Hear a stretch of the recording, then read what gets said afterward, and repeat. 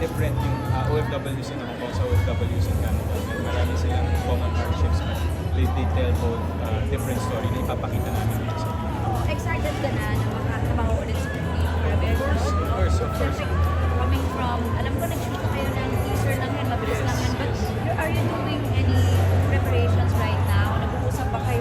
I think para before we try, there will be a session with the Cafe just to like put us in the mood again. Kasi parang that's how we have been working together during Hello Love Goodbye. Ganun kami prepare dito Direk Cafe. So merong ganun, pero we're both very excited for this film.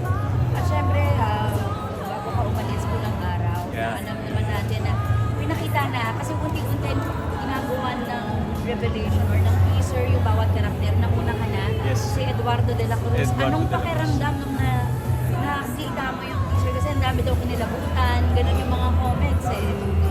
Nakakatuwa kasi parang pag ginagawa ko lang siya, pag ginagawa namin siya sa set, enjoy ko lang. Mahirap siyang gawin kasi since period film, period project siya, hindi ganun kadali yung mag-set up ka ng camera and then you call for action for a scene. Maraming small details eh, very particular si Direk Dom ngayon. Ngayon ko lang siya nakitang mag-direct ng ganito ka sobrang tutok. And nagulat ako sa outcome na yun na pala siya kasi I don't usually watch playbacks. Hindi ako nanonood ng playback sa actual. Pero nung nakulayan na siya, nalagyan ng audio, tapos na-edit na maayos. I'm very, very proud of this project. This is one of my best projects so far with GMA. And kasi hindi lang dahil part ako nito, but yung storya na meron dito and yung legacy na may kikwento natin muli sa ating mga kapuso, that's what really matters to me.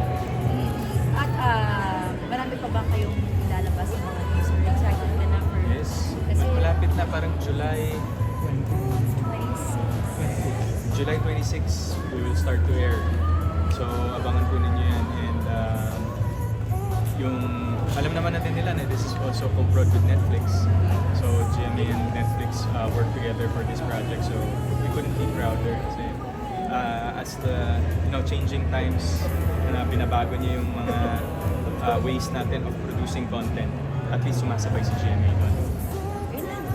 Thank you so much. Thank you so much. Parang hindi lang sa on kami ng iba. Hello lang. Parang off kami. Naku po! Sinusunod naman si Miss Ana. Pero pag mag-update na lang po ako. Pag pag ready na. Ata Char, I'll shoot you in pan. Yes po. My team there. Yes. Ay. Thank you po. Sa picture lang. Yes po. Hindi ka na ma-reveal. This one. Talagay ko yan. Ito po dito. Thank you. Kaya talagay ko yun.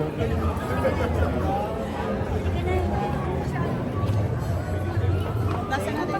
Thank you, Sam. Sam, thank you. Thank you.